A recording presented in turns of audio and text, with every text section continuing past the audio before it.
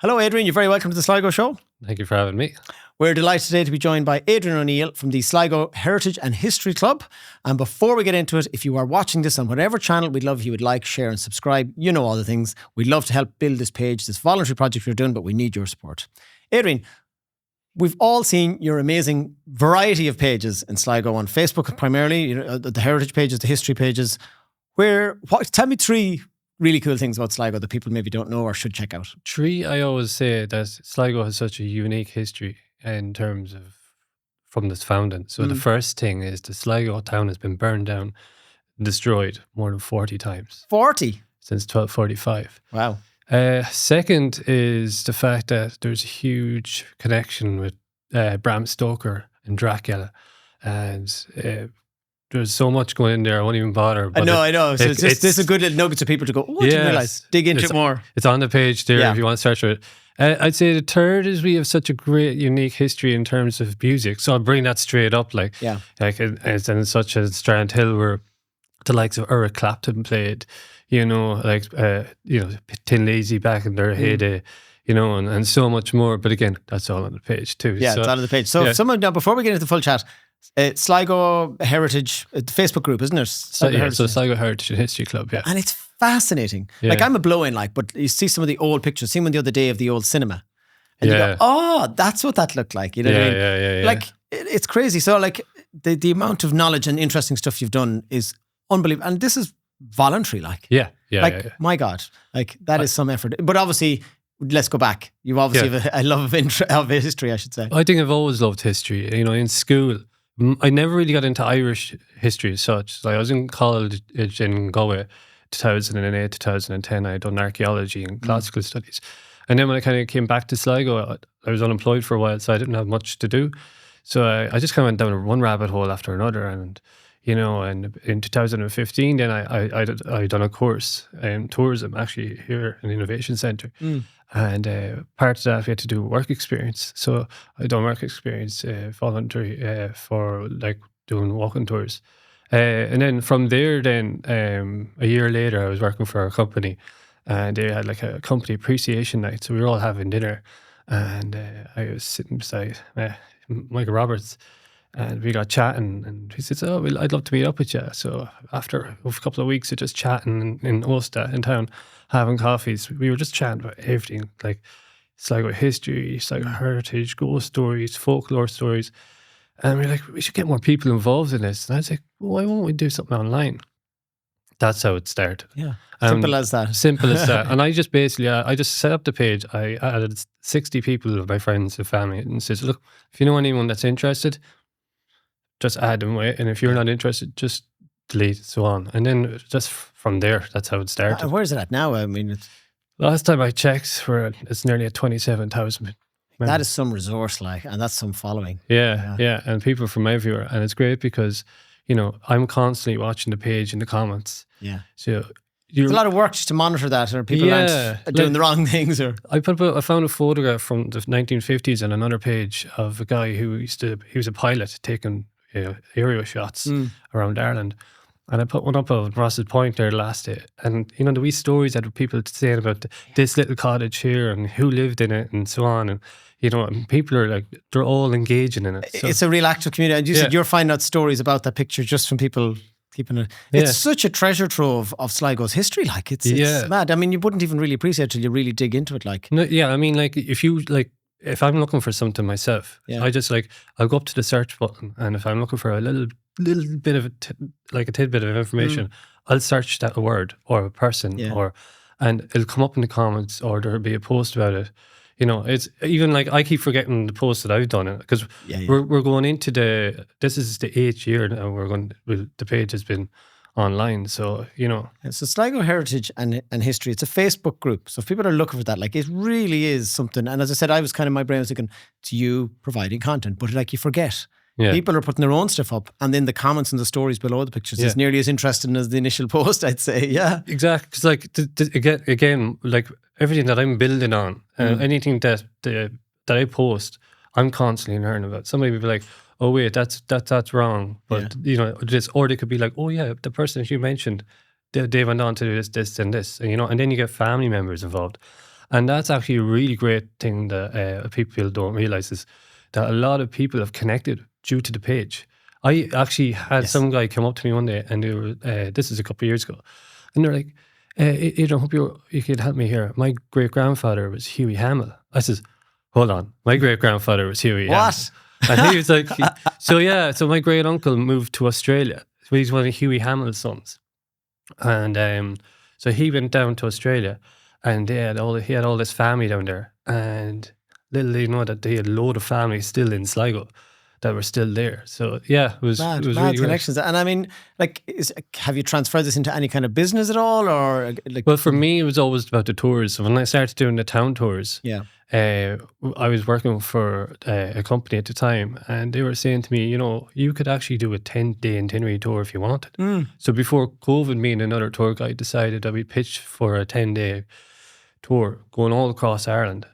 And two great UK tour companies actually accepted. Yeah. But COVID happened.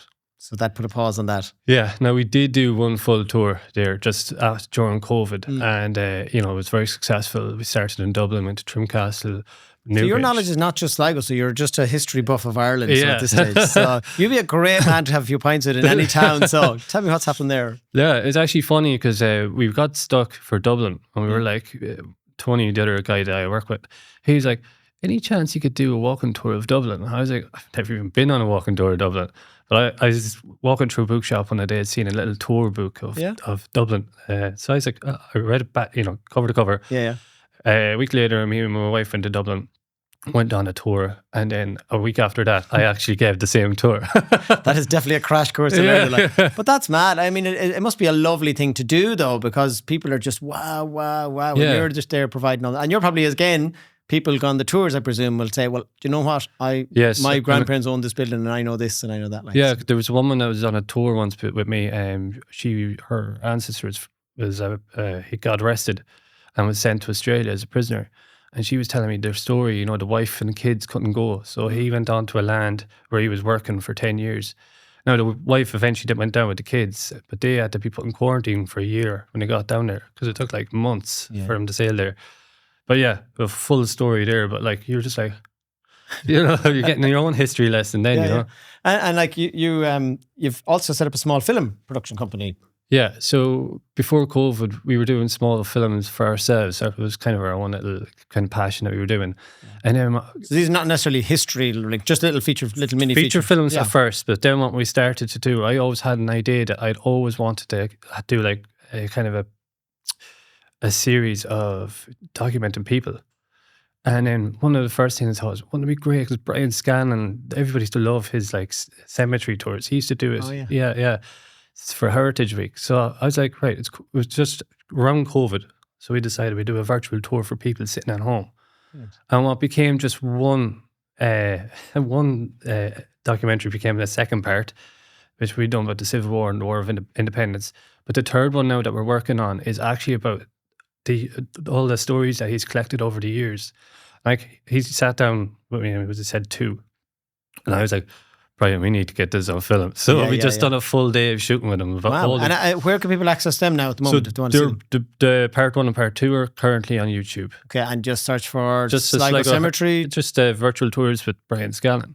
So look that up, because I mean that would be massive interest to some people. Oh, it was huge. Yeah. And more projects in the pipeline, or? Yeah, so we're going to be shooting a 3-part series now in the coming year about more about W.B. Yeats' side of family. So more about his grandfather. A lot of people don't know about his grandfather, and that he basically started the whole, you know, D. Yeats family lineage from there.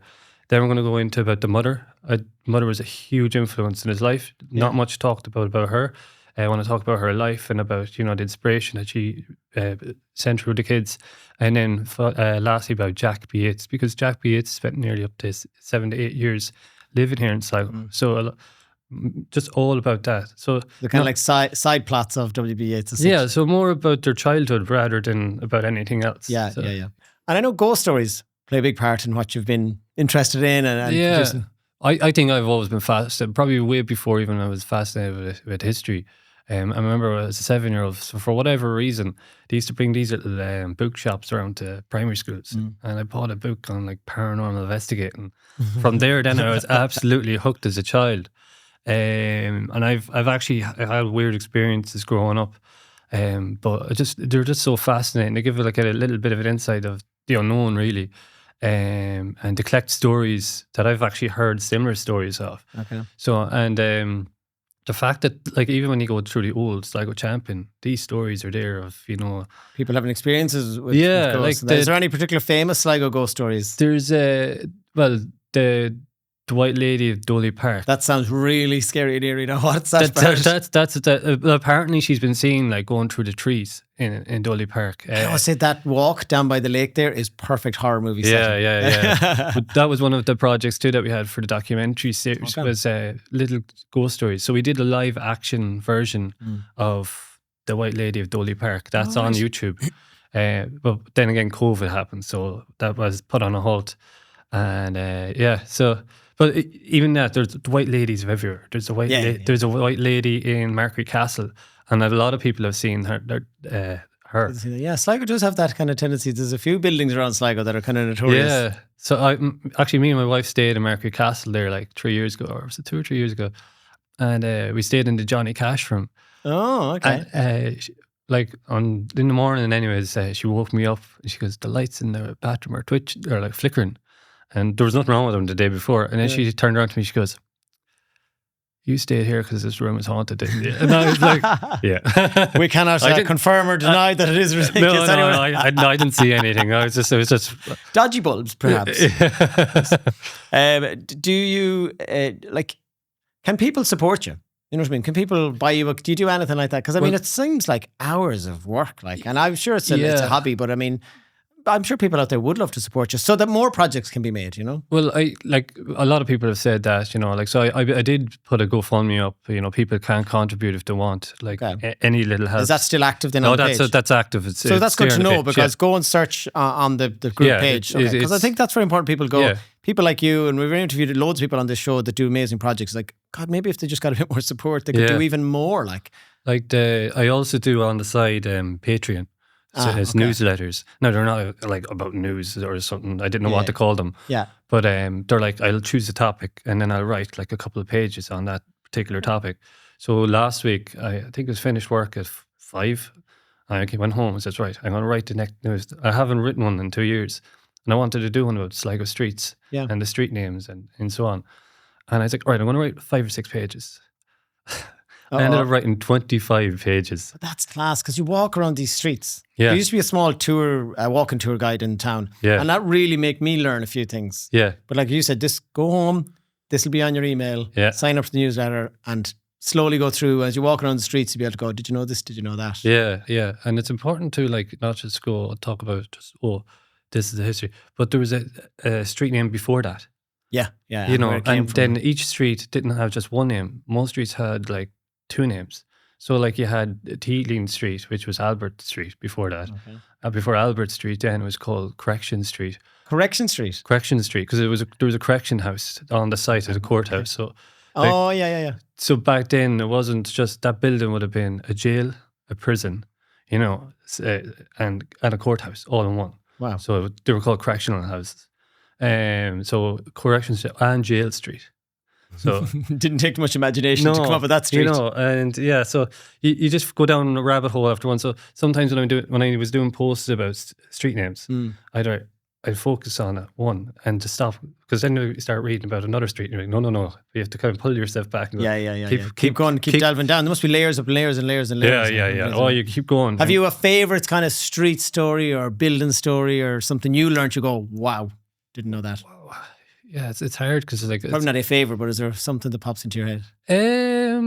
Not really. It's hard because I suppose Wine Street too has a really nice kind of, people say, because there used to be wine vaults in a house just at the corner of O'Connell Street thing.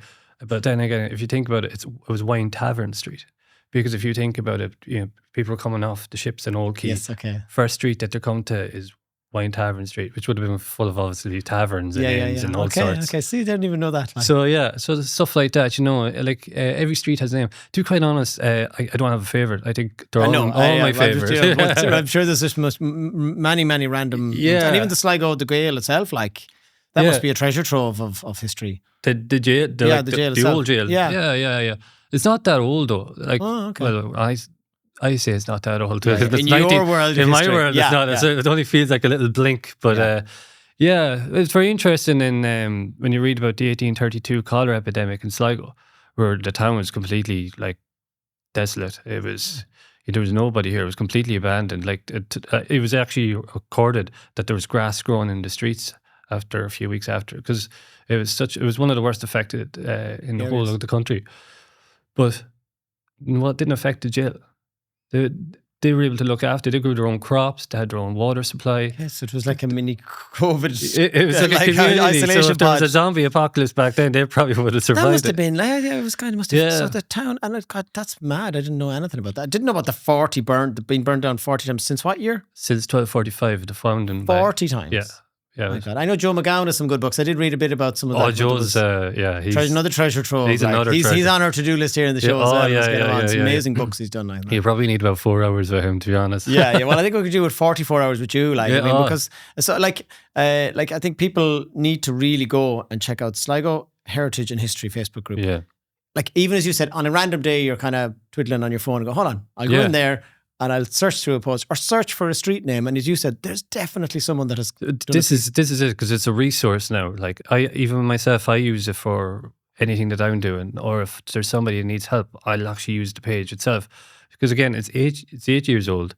I think there's something like 27,000 images or something like that. Something crazy came up on my, because I could see like the insights and everything like that, the page and the stats. And one of the days I went in and I could see like all the stats about how many comments or how many photos. I was like, oh, yeah. Oh, it's insane. Like. It's insane. That's a huge amount, but it's an active community, you know? Yeah, it's an active community. It's nice to see like the members talking to each other about, the old days and so on. And I think sometimes, like, if you're forgetting, that's not just slapping up her. Like, I like to try and spark a memory. Yeah. As you're saying about the cinema. Yeah.